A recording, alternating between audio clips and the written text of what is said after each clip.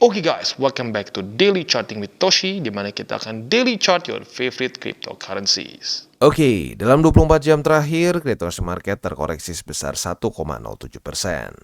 Dengan total market cap mencapai di 1,16 triliun US dollars, peningkatan Bitcoin dominan sebesar 0,29%, which is ini lumayan signifikan, dan peningkatan volume sebesar 15,49%. Untuk Bitcoin sendiri terjadi koreksi sebesar 0,52% dalam 24 jam terakhir, dan sekarang trading di angka 29.203. Kenapa bisa seperti ini? Kemungkinan besar karena data economic calendar kemarin. Kita bahas di belakang ya. Untuk Ethereum terjadi koreksi sebesar 0,72% dan sekarang trading di angka 1.828. Untuk BNB terjadi koreksi sebesar 1,32% dalam 24 jam terakhir dan sekarang trading di angka 236,72. Artinya ini berarti reject lagi di 240-an sebagai resisten ya. Kita lihat kena target TP atau enggak. Untuk XRP terjadi koreksi sebesar 3,5% di angka 0,6%. Lalu untuk Dogecoin terjadi koreksi yang signifikan sebesar 4,83% dan sekarang trading di angka 0,07. Untuk Cardano terjadi koreksi sebesar 2,82% di angka 28 sen. Solana terjadi koreksi signifikan sebesar 4,93% membuat lower low dan sekarang trading di angka $23 lebih 81 sen. Dan yang terakhir Tron terjadi koreksi sebesar 0,84% di angka 0,076. Jadi intinya apa? Intinya pada hari ini terjadi drop di altcoins yang signifikan lebih parah dibandingkan dengan BTC. Ini menyebabkan Bitcoin dominance meningkat dan volume juga ikutan meningkat ya. Selanjutnya kita akan geser ke economic calendar, tetapi sebelum kita geser ke economic calendar, kita akan dengar dulu pesan-pesan dari sponsor kita pada hari ini. Oke, today's video is brought to you by Bybit. Dan kali ini Bybit ada berita bahagia bagi kita yang tinggal di Kamboja, Indonesia, Philippines, dan Thailand. Mereka sedang mengadakan event Trade, Spin, and Win ya. Kita bisa ikutan dari tanggal 21 Juli sampai tanggal 20 Agustus. Dan yang keren apa di sini? Kemungkinan untuk menang itu 100% ya. Jadi nggak ada ceritanya kita udah nge-spin nggak dapat apa-apa ya. Dan hadiahnya tuh nggak main-main ya. Yang pertama ada 2023 Honda Motorcycle, ada 2 iPhone 14, ada 3 PS5, ada 10 Apple AirPods dan juga ada token senilai 32.500 USD yang kita bisa dapatkan ya. Jadi kita spin di sini, lihat ya, nggak ada yang kosong. Jadi minimal kita dapat 3 USDT, which is not bad at all ya. Oke, bagaimana untuk kita yang ingin partisipasi? Yang pertama, kita harus datang dari Kamboja, Indonesia, Philippines, atau Thailand. Di luar dari itu, sayangnya masih belum bisa ya. Dan yang kedua, sudah KYC. Ini sih gampang harusnya ya. Nah, bagaimana cara untuk bisa mendapatkan chance untuk lucky draw-nya? Yang pertama, kita bisa first time deposit ya. Itu juga kita bisa dapatkan satu chance. Yang kedua, total depositnya lebih dari 100 USD ya. Nah, setelah itu juga kalau kita trade ACS secara spot lebih dari 100 USD, kita juga bisa mendapatkan satu lagi chance untuk lucky draw. Lalu juga apabila kita trading derivatif lebih dari 50.000 USD, kita akan bisa mendapatkan satu chance juga. Lebih dari 200.000 mendapatkan satu chance, lebih dari 700.000 mendapatkan satu chance lagi, lebih dari 2 juta mendapatkan 2 chance, dan yang terakhir lebih dari 5 juta US kita akan mendapatkan 3 chance ya. Jadi oke, mungkin buat yang berpikir ini wah susah, ya ini gampang banget ya. Jadi pastikan buat lo yang belum punya akun di Bybit bisa buat sekarang karena memang ada promo yang cukup menyenangkan di sini ya. Oke, jadi kurang lebih seperti itu. Selanjutnya kita akan masuk lagi ke DCWT.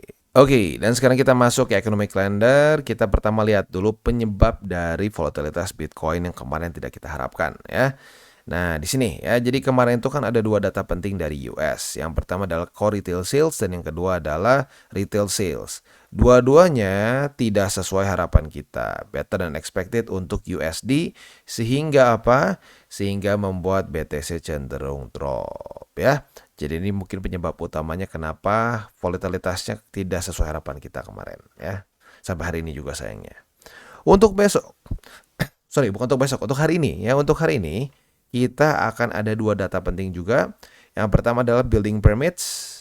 Untuk building permits ini harapan kita adalah dia itu lebih rendah daripada ekspektasi karena a lower than expected reading should be taken as negative or bearish for the USD. Ya, berarti kita ingin dia lebih rendah daripada 1463 ya. Nah, untuk besok, untuk selanjutnya ada crude inventories. Untuk ini seperti biasa Harapan kita adalah dia itu lebih daripada ekspektasi ya. Itu untuk hari ini ada 2 data penting ya.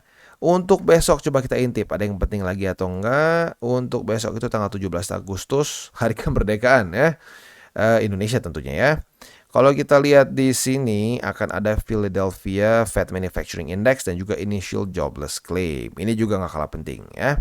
Untuk detailnya kita akan bahas besok. Sekarang kita akan geser ke news. News ini datang dari Singapura dan menurut gue ini adalah satu news yang bagus overall. Kenapa?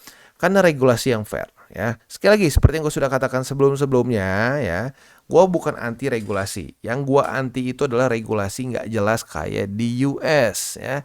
Regulasi itu harusnya apa? Bikin aturan, kasih waktu untuk para para anggotanya untuk bisa comply. Kalau dia nggak mau comply atau tidak mau mengakui, kalau dia tidak mau mengikuti aturan, baru dihajar gitu. Kalau di US orang minta aturan nggak dikasih dihajar gitu ya. Nah, jadi jangan sampai kebalik gitu. Jadi kayaknya cuma di US deh ya yang regulatornya itu mabok kayaknya. Ya di tempat-tempat lain kripto itu seperti ini diregulasi dengan cukup tentram gitu ya. Kecuali di China mungkin ya di mainland China ya. Kalau kayak di Hong Kong friendly, di Taiwan kan juga friendly ya. Intinya apa? Intinya di sini regulator finansial Singapura menyatakan bahwa dia sudah memfinalisasi aturan untuk stablecoins ya. Nah, jadi aturannya apa? Yang penting adalah stablecoins ini harus di hold dengan low risk dan highly liquid assets ya. Jadi nggak bisa dengan aset-aset yang nggak liquid gitu ya. Nah, di sini harus equal atau exceed dari value si stablecoin yang di dalam sirkulasi. Jadi nggak boleh fractional ya, nggak boleh kayak bank. Buat lo yang nggak tahu ya, kalau lo punya duit 100 juta di bank apapun ya, setahu gue di Indonesia itu lo cuma perlu nahan 10% gitu ya. Seingat gue 10% ya, tiap negara bisa beda-beda. Tapi seingat gue di Indo 10%, boleh cek lagi. Tapi intinya fractional. Jadi kalau lo naruh 100 juta, itu nggak 100 juta diem di situ. Ya, 90%-nya akan diputar-putar oleh mereka. Secara aturan hanya 10% yang perlu ditahan oleh bank. Ya, nah nggak boleh kayak gitu ya untuk si stablecoins harus 100% atau lebih gitu ya. Nah, stablecoin ini secara market value-nya itu mencapai 125 miliar US dollars dengan 2 token ya, USDT dan USDC. Itu mendominasi sekitar 90% dari market cap value ya. Oke, jadi kurang lebih seperti itu. Kita hari ini nggak ada analisa di Twitter, kita langsung ke TA. Untuk Bitcoin sendiri kita bisa lihat di sini sayangnya tidak sesuai harapan ya. Daily close di bawah dari MA20 dan ada possibility menjadikan 20 sebagai resisten. Ya, jadi cukup bikin deg-degan ya karena kalau ke reject 1 reject 2 di sini possibility untuk membuat lower low cukup besar begitu ya. Oke, nah jadi PR-nya apa untuk hari ini di Bitcoin? Di daily PR-nya adalah kalau bisa reclaim MA20. Ya memang sedikit membosankan kemarin reclaim gagal lagi, semoga sekarang reclaim lagi begitu. Karena lagi-lagi memang TA our markets it's not supposed to be it's not supposed to be fun atau supposed to be exciting gitu harusnya ya. Karena kadang-kadang ya dulu tuh nggak salah siapa yang ngomongnya, Icon kalau nggak salah, Icon ngomong bahwa real investing is boring. Oh sorry, bukan Icon. Si itu Soros ngomong ya bahwa real investing is boring gitu. Karena kenapa? Kita akumulasi di tempat-tempat yang aduh ini harga mau kemana sih? Kok sideways sih? Gitu ya. Jadi buat lu yang sedang mungkin merasa kebosanan sekarang, ingat kata-kata Soros dulu itu ya. Ya investasi yang sesungguhnya seringkali boring gitu ya. Oke, nah selanjutnya kalau sampai nih Bang, kalau sampai MA20 merajalela menguat ya dan kita ke reject 2 kali, apa yang terjadi? Kemungkinan besar kita akan mengunjungi bull support band ya. Nah, buat lo yang sudah lama di DCWT kemungkinan besar sudah tahu dan hafal bull support band di mana ya. Tapi mungkin buat lo yang belum tahu, kita akan kasih tahu dulu seperti apa bull support band itu. Dia itu sekarang ada di angka berapa nih ya? Kita ke weekly dulu. Ke weekly. Bull support band itu ada di 28.686 atau kamu dibulatkan 28.700 boleh sampai ke 28.000 pas ya. Nah, statistiknya apabila Bitcoin berhasil rally atau mantul di bull support band itu pump atau rally minimal ya. Pump dan rally-nya ini sekitar 95%-an ya. Jadi bisa dibilang tinggi banget possibility dia untuk rally atau pump setelah kalau dia mantul. Tapi dengan catatan, mantul bukan cuma kena ya. Kalau cuma kena sih ya bisa jebol juga kayak gini ya. Tapi intinya kalau dia berhasil mantul, kita bisa lihat di sini. Dia pump sebesar 15,68%, di sini pump sebesar 26%, yang dulu-dulu sempat ada pump kayak berapa ya? Di sini rally nih. Di sini juga pump 11%. Di sini rally kayaknya. Di sini rally sekitar 5%-an. Ada di sini dulu pump sebesar 40% ya, 44% dan seterusnya. Intinya apa? Kalau dia berhasil mantul, berhasil bertahan di atas bull support band, kemungkinan besar terjadi volatility yang sesuai harapan kita, which is ke atas ya. Oke, jadi kurang lebih seperti itu untuk Bitcoin. Harapan kita tentunya adalah Bitcoin bisa mantul di bull support band apabila sampai daily-nya menjadi suatu resisten ya. Oke, nah selanjutnya kita akan geser ke indeks dolar. Untuk indeks dolar kita bisa di sini dia ya nggak sesuai harapan kita. Orang data kemarin jelek, gimana sesuai harapan ya.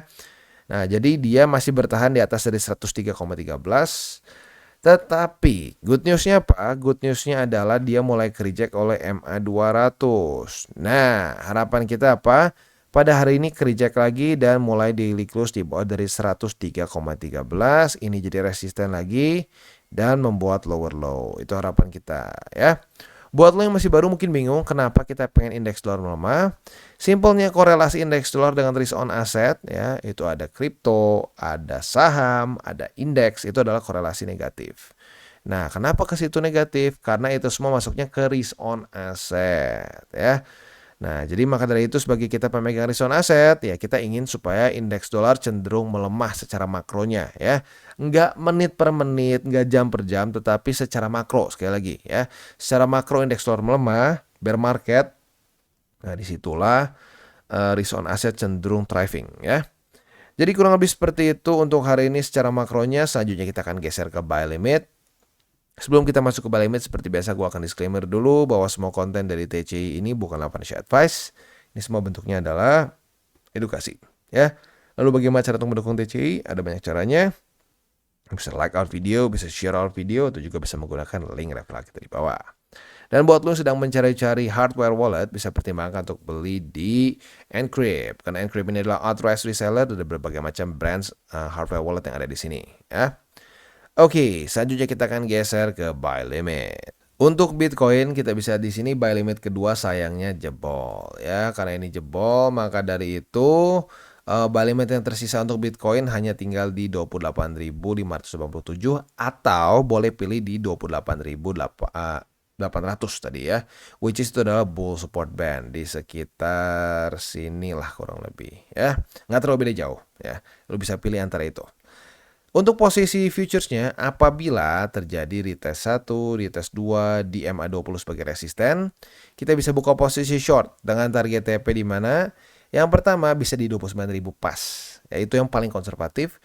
Yang medium boleh pertimbangkan di bull support band itu di 28.800. Yang paling agresif boleh pertimbangkan di 28.587. Ya, itu untuk posisi shortnya.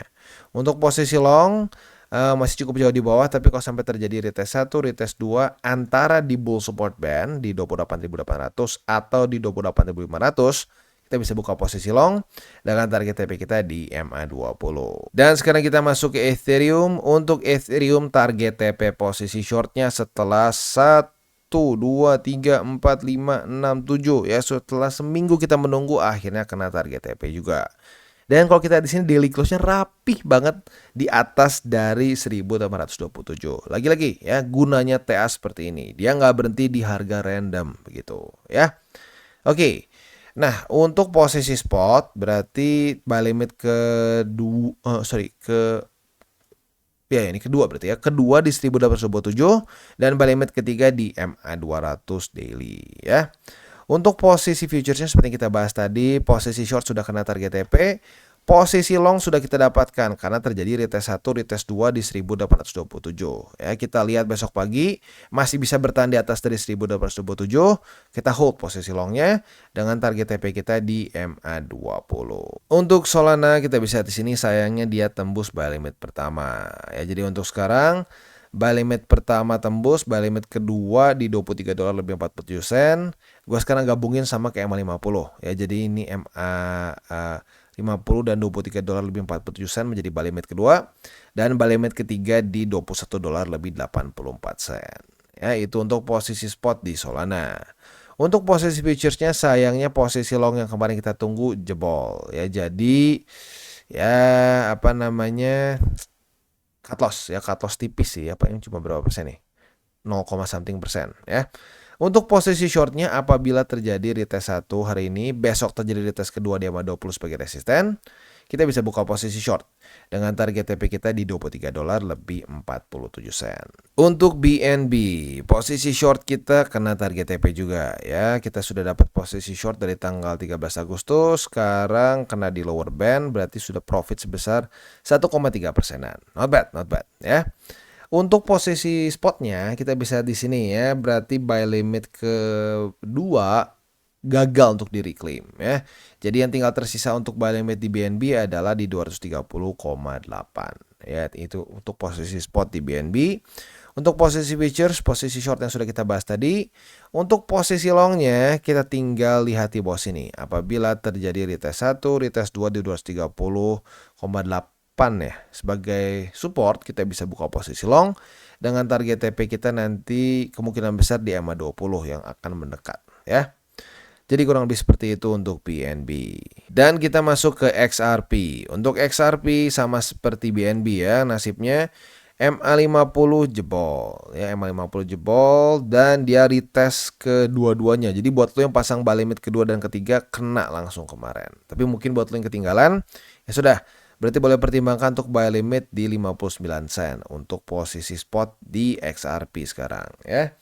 Untuk posisi futuresnya seperti yang kita bahas kemarin ya, untungnya kemarin untungnya pada tanggal 14 Agustus nggak terjadi retest ya, maka dari itu kita nggak dapat posisi long kemarin ya.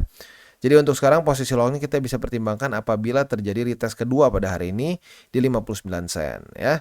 Nah target TP untuk posisi longnya adalah di MA50. Itu sekali lagi adalah untuk target TP posisi long. Untuk posisi shortnya tinggal kita balik logikanya. Retest 1, retest 2 di MA50 sebagai resisten, kita bisa buka posisi short dengan target TP kita di 59 sen. Jadi kurang lebih seperti itu setup untuk di XRP dan juga ending DDCVT kita pada hari ini. Sekali lagi gue ingatkan, pada hari ini akan keluar 2 data penting dari US. Yang pertama adalah building permits dan yang kedua adalah crude oil inventories. Akan keluar setengah 8 dan setengah 9 malam. Buat elu yang cenderung konservatif, punya posisi futures, nyaris kena jam segini ya, belum kena TP secara otomatis, boleh pertimbangkan untuk TP duluan. Just in case volatility-nya tidak sesuai dengan harapan kita. Ya, dan seperti biasa jangan lupa, jangan pakai uang panas, jangan over leverage, dan berpikirlah jangka panjang untuk cryptocurrency market. Oke guys, jadi itu adalah akhir dari segmen DCWT kita pada hari ini. Dan jangan lupa bagi kalian yang merasakan manfaat dari segmen ini, jangan lupa untuk share ke teman-teman kalian. Dan apabila lu pengen mensupport channel kita, ya TCI, jangan lupa untuk menggunakan link referral kita di bawah. Nggak wajib ya, tetapi apabila lu menggunakan link referral kita di bawah, ada macam-macam ya, dari Bybit, Huobi, Maxi, toko kripto, dan banyak lagi ya. Ya, walaupun nggak wajib, tapi kalau menggunakan link referral kita, lu secara langsung membantu perkembangan dari TCI. Dan satu lagi, jangan lupa juga untuk join Telegram group kita, di mana kita bisa ngobrol-ngobrol santai mengenai dunia cryptocurrency secara 2 arah. So, jangan lupa untuk like, subscribe, click the bell icon, and see you on the next video.